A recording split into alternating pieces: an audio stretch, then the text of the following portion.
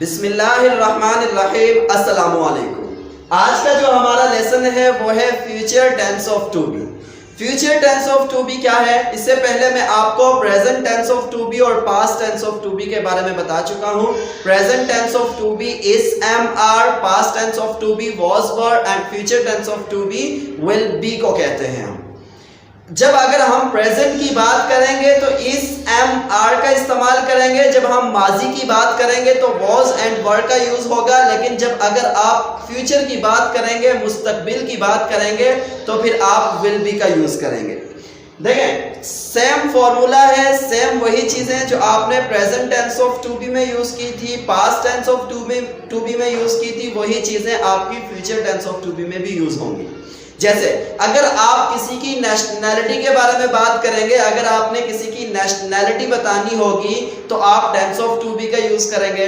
The second I told you that अगर आप किसी की क्वालिटी बयान कर रहे हो, किसी की सिफ्त को बयान कर रहे हो, तो फिर भी टेंस ऑफ टू बी होगा, जिसको हम एडजेक्टिव कहते हैं। अगर किसी का पेशा बताएंगे, प्रोफेशन बताएंगे, तो भी tense of to be use होगा। अगर आप नाउन यूज करेंगे, किसी भी चीज का, किसी भी शख्स का अगर नाम बताएंगे, तो भी टेंस ऑफ टू बी का यूज होगा। अब tense of to be present के इस एम आर, पास्ट के वॉज वर एंड फ्यूचर के विल बी होगा। इससे पहले हम पढ़ चुके हैं तफसील से कि प्रोफेशन किसको कहते हैं, एडजेक्टिव्स किसको कहते हैं, नेशनैलिटीज किसको कहते हैं। आज हम future tense of to be को थोड़ा सा देख लेते हैं कि देखें future tense of to be में भी वही चार चीजें होंगी जो मैं आपको बताता आ रहा हूं और जो बता रहा हूं। सबसे पहले आपका यूज होगा subject. I, you, we, they, he, she, it and singular name.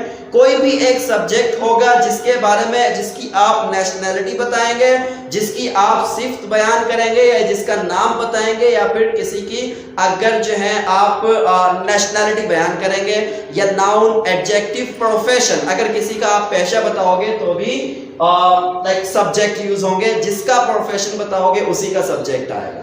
उसके बाद आपके पास जो हेल्पिंग वर्ब है, प्रेजेंट में आप इस एम आर यूज कर रहे थे, पास्ट में आप वॉज वर यूज कर रहे थे, फ्यूचर में आपके पास होगा विल बी। सिर्फ एक ये है विल बी, शैल बी का यूज खत्म हो चुका है, तो हम यहां पर यूज करेंगे विल बी। विल बी आपके पास हेल्पिंग वर्ब है, सबसे पहले सब्जेक्ट, उसके बाद विल बी। अब किसी किस्म की टेंशन की बात नहीं है कि कौन से सब्जेक्ट के साथ कौन सा हेल्पिंग वर्ब होगा और कौन से के साथ कौन सा, ऐसा कुछ भी नहीं है।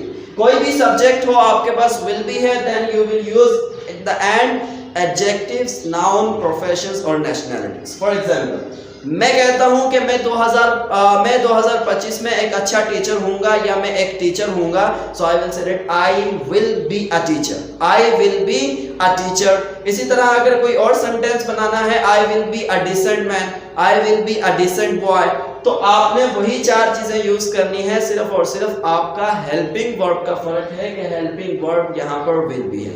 अब जब आप इसका नेगेटिव बनाएंगे, नेगेटिव के लिए आप नॉट यूज करेंगे। अक्सर आपने लोगों को गलतियां करते हुए देखा होगा कि वो नॉट जो है विल बी के बाद लगाते हैं, विल बी नॉट कहते हैं।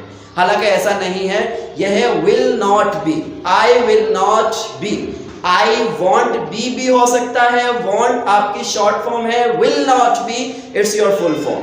सो आप कहोगे I will not be a teacher, या फिर I won't be a teacher. Not आप विल और बी के दरमियान में यूज करोगे, विल के बाद और बी से पहले यूज होगा। और यह भी याद रहे कि टेंस ऑफ टू बी में हम किसी किस्म का एक्शन वर्ब यूज नहीं करते हैं। इसमें भी अक्सर लोगों को आपने गलतियां करते हुए देखा होगा कि I will be go there, I will be teach you, तो ये सेंटेंसेस गलत हैं, क्योंकि विल बी जब आ गया है, like tense of to be, be verb जब आ चुका है, so then it means that कि वही जो चार चीजें मैंने आपको बताई हैं, उन्हीं में से अगर आप किसी की नेशनैलिटी बयान करेंगे, सिफ्त को बयान करेंगे, किसी का पेशा बताएंगे, तो फिर विल बी यूज होगा। अगर आपने एक्शन वर्ब यूज करना है तो वो फ्यूचर सिंपल हो जाता है, उसके लिए बी नहीं आएगा, बी नहीं आएगा, उसके बाद आप वर्ब यूज करेंगे। तो आई will not be a teacher, I will be a teacher, I will be a good boy, I will not be a good boy. उम्मीद करता हूं कि आपको समझ में आया होगा। कोई भी अगर आपका कोई सवाल है इस लेसन के मुतालिक तो आप मुझसे कमेंट्स में पूछ सकते हैं। Thank you and Allah Hafiz.